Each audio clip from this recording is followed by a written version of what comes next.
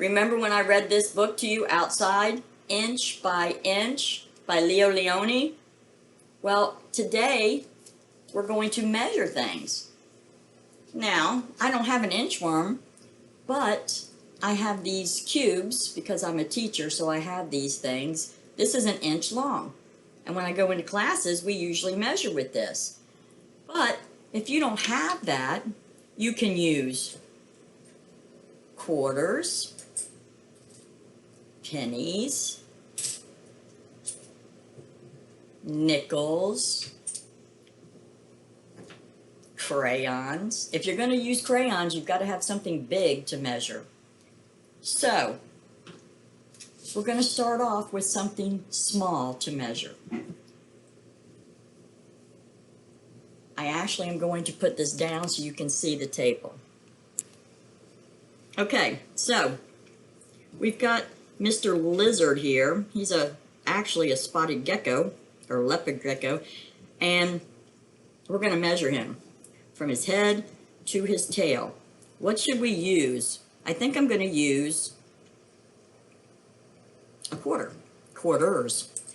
So we'll put it on his head. 1, 2,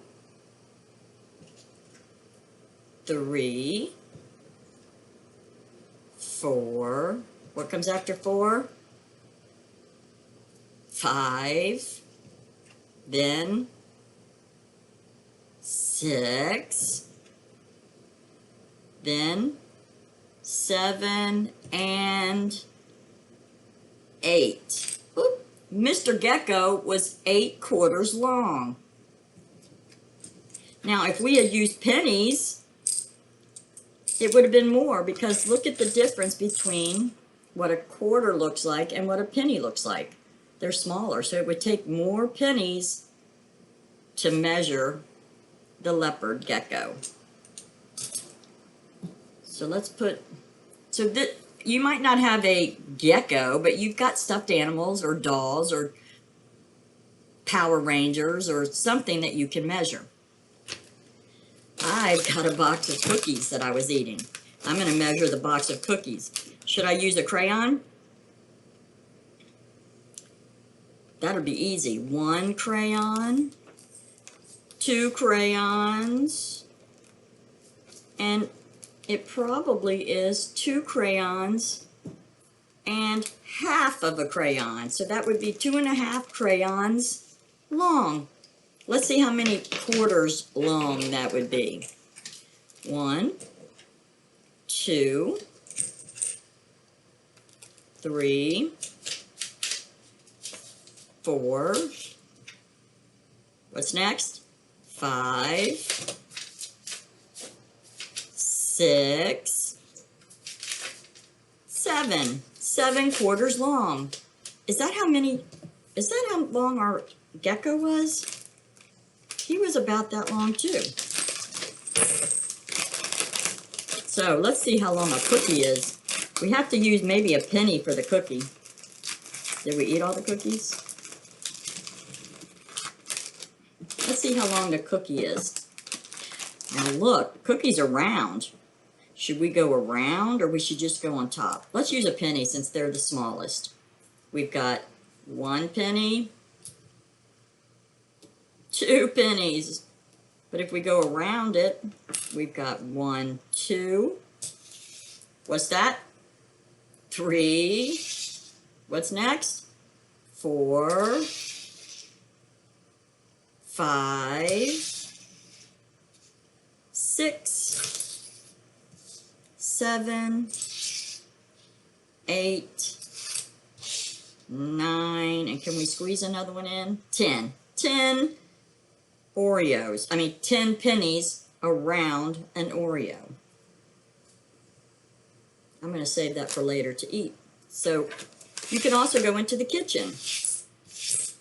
I've got a kitchen spoon.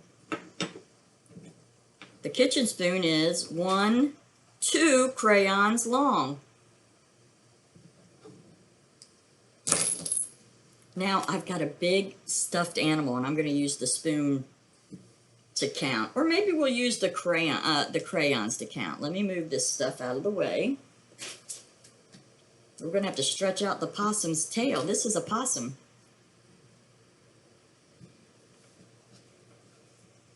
Okay, let's see if we can do it with crayons. We're going to start here. So, 1, that's about where his nose is. 2, 3, 4, 5, 6, can we stretch it? 7, and he has a little tiny curve in his tail, and it's not quite, I don't think it's quite a crayon long. Let's see. No. Ooh. It could be. So how many did we count? 1, 2, 3, 4, 5, 6, 7, 8. My possum was 8 crayons long. So, I hope you enjoyed that activity, and it's something fun you can do to learn how to measure and to count, and you can use anything you want to. Ask your mom and dad first if you're going to get something out of the kitchen or if you want change, but have a good time measuring around your house. I hope to see you soon. Bye-bye.